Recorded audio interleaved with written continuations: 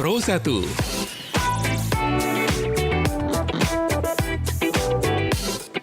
Kanal informasi dan inspirasi.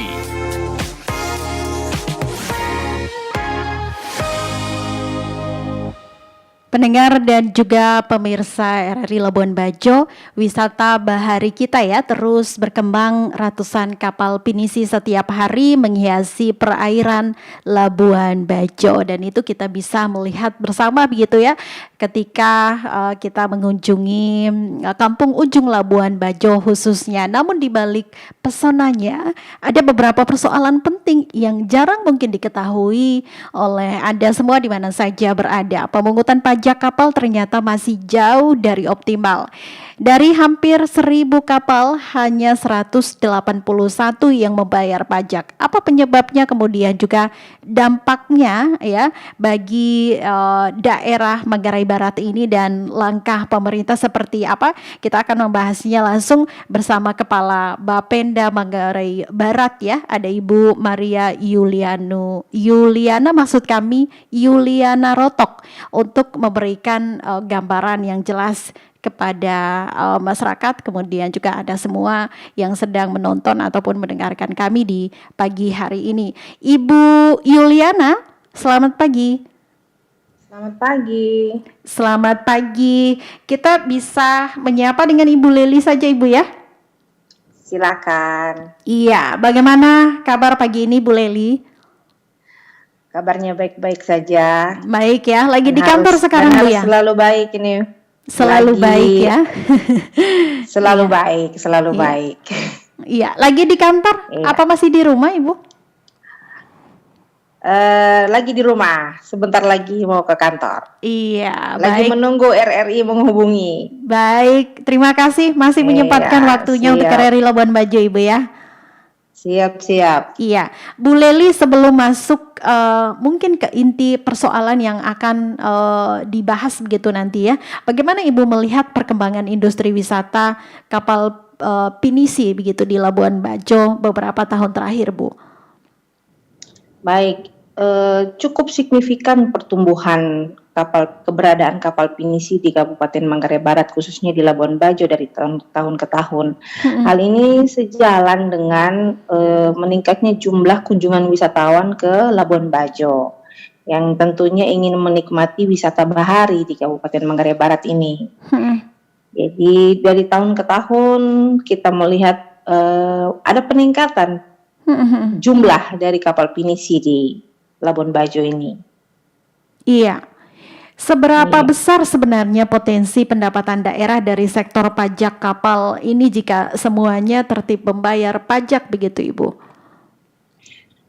Saya boleh katakan bahwa ketika kita tidak memungut pajak di atas kapal wisata yang menyediakan makanan dan minuman serta akomodasi perhotelan, maka Manggarai Barat akan kehilangan kurang lebih sama dengan nilai realisasi pajak hotel yang ada di darat.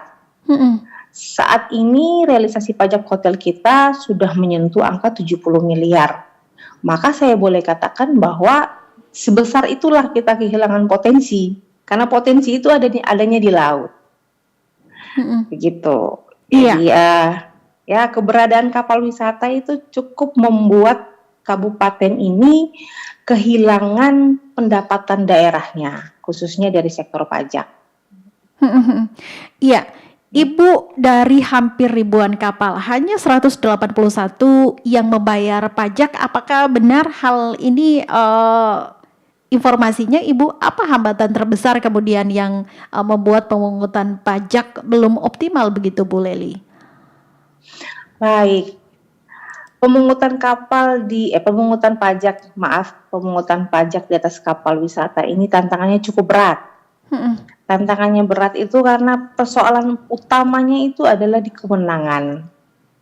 Pemerintah daerah Kabupaten Manggarai Barat tidak memiliki kewenangan di atas wilayah perairan. Sehingga hal ini membuat pemerintah daerah mengalami kesulitan dalam melakukan pengawasan, dalam melakukan tindakan-tindakan seperti membuat kuncian-kuncian supaya orang patuh membayar pajak misalnya. Itu hambatan yang paling berat yang kami hadapi saat ini. Iya. Iya, tapi benar Ibu ya, yang membayar pajak dari hampir ribuan kapal itu hanya 181 yang membayar pajak begitu akhirnya. Untuk sampai dengan saat ini dari 300-an kapal pinisi ya, data terakhir yang saya dapatkan dari Dinas Perhubungan ada 340 kapal pinisi. Oh begitu. Itu baru 181 yang datang dan mendaftarkan dirinya untuk menjadi wajib pajak daerah. Jadi masih ada sekitar 100-an lebih kapal yang belum datang untuk mendaftarkan dirinya. Nah, itulah loss potensial yang kita alami sampai dengan saat ini. Begitu. Untuk menjaring mereka ini kami sangat membutuhkan kerjasama dengan stakeholder yang memiliki kewenangan tentunya. Iya. Jadi seperti itu. Iya, Ibu, banyak kapal yang belum mendaftar begitu ya, dan ini bisa menimbulkan utang pajak. Dan mungkin bisa dijelaskan apa sih sebenarnya yang dimaksud dengan utang pajak ini? Mungkin biar diberikan edukasi begitu Ibu ya untuk pendengar atau juga pemirsa RRI Labuan Bajo yang lagi menonton pagi hari ini begitu, dan bagaimana proses penindakannya begitu. Baik, terkait pajak itu berbeda dengan retribusi ya. Saya tidak menyoroti retribusi, tapi saya omong tentang pajak saja. Pajak itu adalah konsekuensi yang harus dibayarkan ketika orang pribadi atau badan usaha melaksanakan aktivitas yang menimbulkan pajak itu sendiri. Jadi sebenarnya utang pajak itu tidak dilihat dari saat dia mendaftarkan diri, tapi mulai dari dia beraktivitas. Tentunya didukung dengan regulasi yang memadai.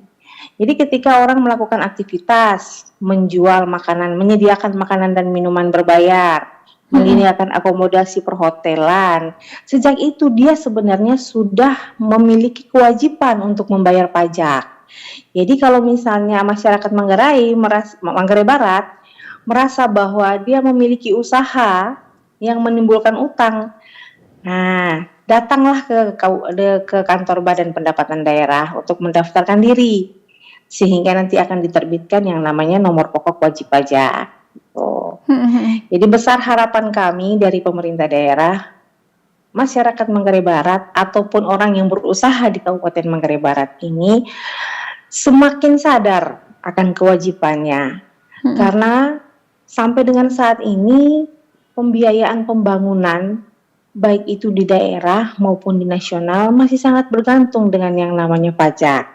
Baik. Jadi mungkin itu yang bisa saya sampaikan melalui media RRI ini.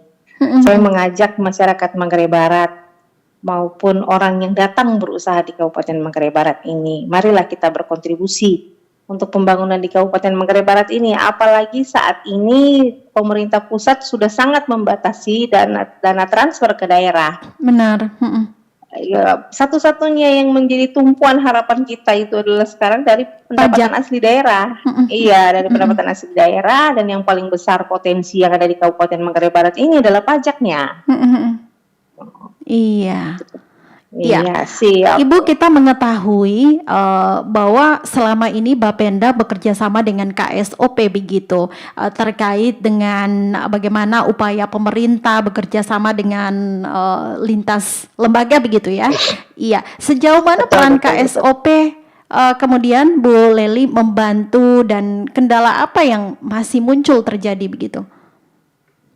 Baik, sampai dengan saat ini KSOP Labuan Bajo cukup membantu pemerintah daerah dalam menertibkan, tetapi bantuan itu masih sangat terbatas.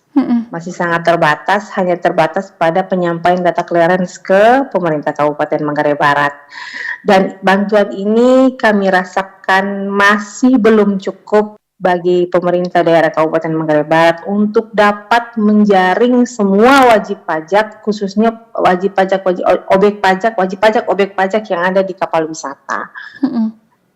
Alangkah baiknya jika Kementerian Perhubungan dalam hal ini KSOP Labuan Bajo lebih optimal membantu pemerintah daerah Kabupaten Manggarai Barat untuk kita sama-sama menertibkan kapal wisata yang masih saya boleh katakan bandel terhadap pajak daerah ini.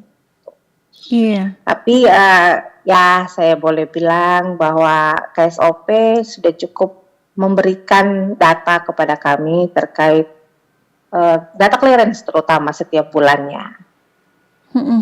Sekarang sedang diperjuangkan Bu supaya Kementerian Perhubungan bisa lebih lagi memberikan dukungan kepada pemerintah Kabupaten Manggarai Barat menertibkan para wajib pajak ini. Langkah konkret apa yang sedang atau akan diambil Bapenda untuk meningkatkan kesadaran para pelaku usaha kapal agar taat pajak di kemudian hari, Bu Lely? Langkah awal yang kami lakukan tentunya terus berkoordinasi dengan yang punya kewenangan ya. Yang punya kewenangan ini paling utama adalah pemerintah pusat. Tanpa pemerintah pusat tentunya kami di daerah, kami sebagai pemerintah daerah ini tidak bisa berbuat apa-apa. Langkah konkret yang kami lakukan saat ini adalah terus berkoordinasi dengan Kementerian Perhubungan. Ya seperti yang saya sampaikan tadi, supaya pemerintah pusat memberikan dukungan penuh kepada pemerintah daerah ini. Ya, jangan hanya memotong dana transfer ke daerah, tetapi bantu pemerintah supaya bisa mengoptimalkan sumber-sumber pendapatan yang ada di daerah.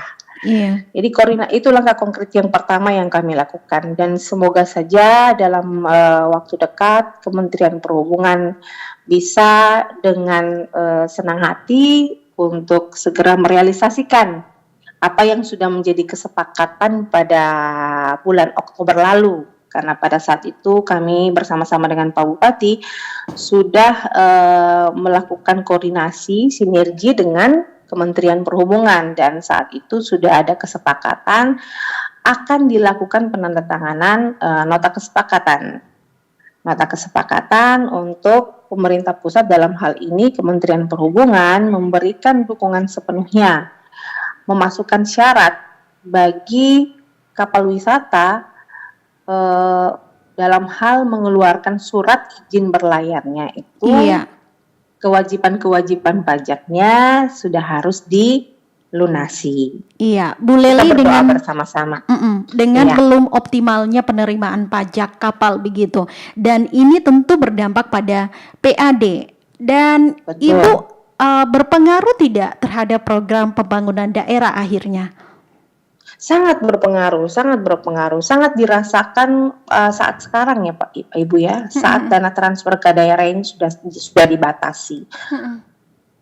Karena saya boleh bilang bahwa dari tahun 2025 ini ke bawah, 2025, 2024, bahwa kita masih bergantung hampir 80-an% terhadap dana transfer ke daerah.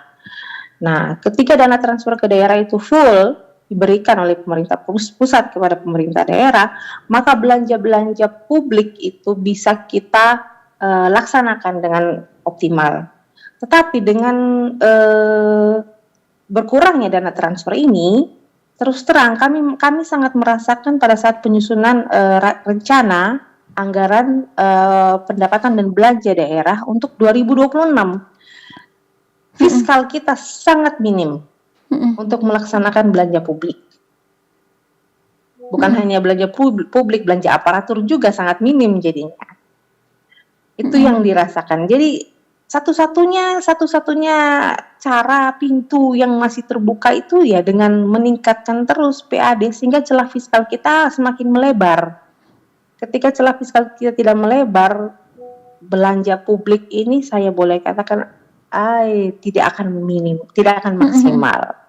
Ya, Iya, baik. Bu Leli, terima Iya. kasih banyak siap. penjelasan yang Siap, sangat siap. terbuka ya untuk pendengar RRI Iya, Labuan siap, Bajo siap, pagi siap. hari Terima ini. kasih banyak. Iya, baik, semoga informasi ini akhirnya membuat masyarakat khususnya pelaku usaha kapal pinisi begitu ya lebih paham dan sadar akan pentingnya pajak untuk mendukung pembangunan Manggarai Barat.